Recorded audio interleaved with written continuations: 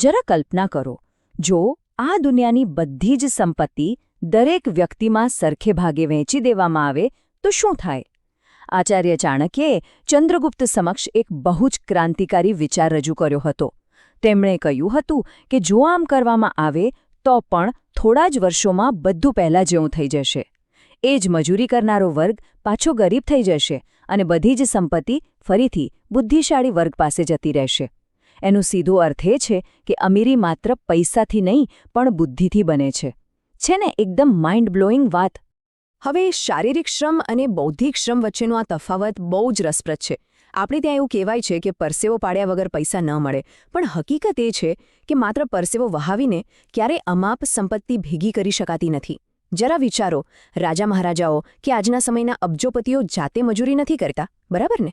તેઓ શ્રમને દિશા આપે છે, પોતાની માનસિક શક્તિ વાપરે છે અને જોરદાર વ્યૂહરચનાઓ બનાવે છે. શારીરિક શ્રમની એક લિમિટ હોય છે, પણ માનસિક શક્તિ અને સ્ટ્રેટેજીની કોઈ જ સીમા નથી હોતી. તો આજના આ વિશ્લેષણમાં આપણે આ જ કોન્સેપ્ટના 4 મુખ્ય ભાગ જોવાના છીએ. પહેલો ભાગ છે શારીરિક શ્રમ પર મનની જીત. બીજો, સંપત્તિ સર્જનના નિયમો. ત્રીજો, પર્સનલ લોનની ભયાનક જાળ. અને ચોથો ભાગ, પોતાની સંપત્તિનું રક્ષણ કેવી રીતે કરવું. ચાલો ફટાફટ આગળ વધીએ. સૌથી પહેલો અને પાયાનો મુદ્દો, શારીરિક શ્રમ પર મનની જીત. જુઓ, સીધી વાત છે, વેલ્થ એ બુદ્ધિનો ખેલ છે, કોઈ ફિઝિકલ કોમ્પિટિશન નથી. જો કોઈને એમ હોય કે તેને ખરેખર બહુ જ મોટી સંપત્તિ બનાવી છે, તો તેણે સૌથી મોટું રોકાણ પોતાના માઇન્ડમાં, પોતાના જ્ઞાનમાં કરવું પડે.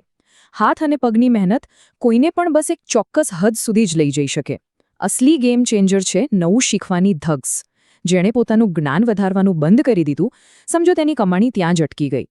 આગળ વાત કરીએ આપણા બીજા વિભાગની, સંપત્તિ સર્જનના નિયમો, એટલે કે વેલ્થ ક્રિએશનના રૂલ્સ. વેલ્થ ક્રિએટ કરવાના આ 5 પ્રાચીન અને સચોટ નિયમો છે, જેની આપણે નોંધ લેવી જોઈએ. પહેલો નિયમ છે બુદ્ધિમાં રોકાણ કરવું. બીજું, છુપાયેલા અવસરોને ઓળખવા. હા, તકો ક્યારેય હું આવી ગઈ છું એમ કહીને દરવાજો નથી ખખડાવતી.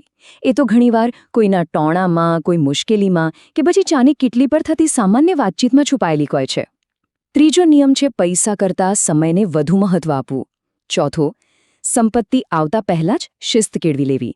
અને પાંચમો નિયમ, પોતાનું ફ્રેન્ડ સર્કલ એટલે કે સંગતિ હંમેશા ઉચ્ચ કક્ષાની રાખવી. આમાંથી ગુમાવેલા પૈસા અને ગુમાવેલા સમય વચ્ચેનો તફાવત સમજવો બહુ જ જરૂરી છે. જો પૈસા ખોવાઈ ગયા કે કોઈ બિઝનેસમાં નુકસાન ગયું તો એ ફરીથી કમાઈ શકાય છે, એમાં કોઈ મોટી વાત નથી. પણ જો સમય એકવાર જતો રહ્યો તો એ કાયમ માટે ગયો. એટલે જ અમીર લોકોનું સૌથી ખતરનાક શસ્ત્ર તેમનો સમય હોય છે. જો સમયની બરબાદી થઈ રહી છે તો સંપત્તિનું નિર્માણ થવું લગભગ અશક્ય છે. અને હવે આવે છે આ સંપત્તિની ચાલણીનો કોન્સેપ્ટ. ક્યારે ચાલણીમાં પાણી ભરવાનો પ્રયત્ન કર્યો છે? બસ અચાનક આવેલી સંપત્તિનું પણ આવું જ છે. જ્યારે કોઈ પાસે અચાનક બહુ જ બધા પૈસા આવી જાય પણ તેનામાં શિસ્ત કે યોગ્ય આર્થિક આદતો ન હોય તો એ સંપત્તિ ચાલણીમાંથી પાણીની જેમ વહી જાય છે. સીધી ભાષામાં કહીએ તો લોટરી લાગ્યા પછી પણ જો સેલ્ફ કંટ્રોલ ન હોય તો માણસ પાછો હતો એવો ને એવો ગરીબ થઈ જાય છે. હવે આવે છે બહુ જ ક્રિટિકલ પાર્ટ, વિભાગ 3, વ્યક્તિગત લોન એટલે કે પર્સનલ લોનની ભયાનક જાળ.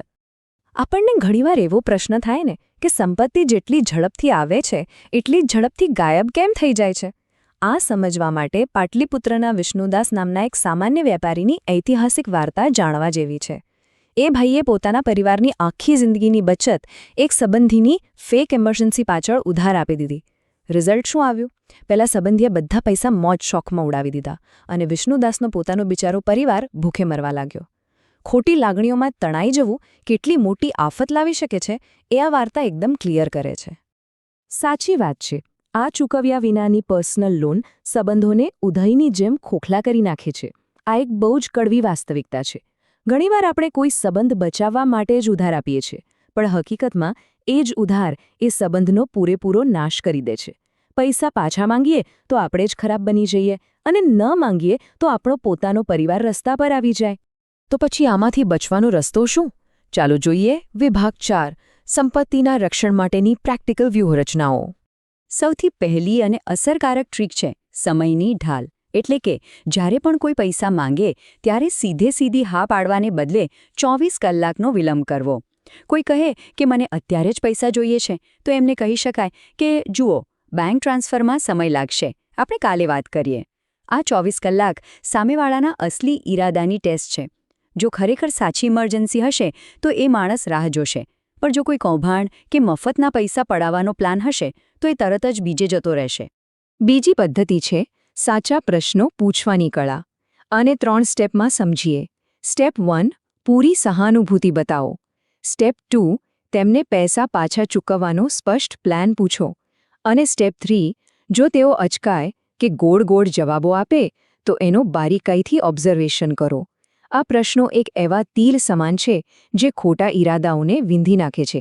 જેને પૈસા પાછા આપવા જ નથી, એની પાસે ક્યારે કોઈ પ્લાન હોતો જ નથી. ત્રીજી સ્ટ્રેટેજી છે સુરક્ષા પ્રોટોકોલ.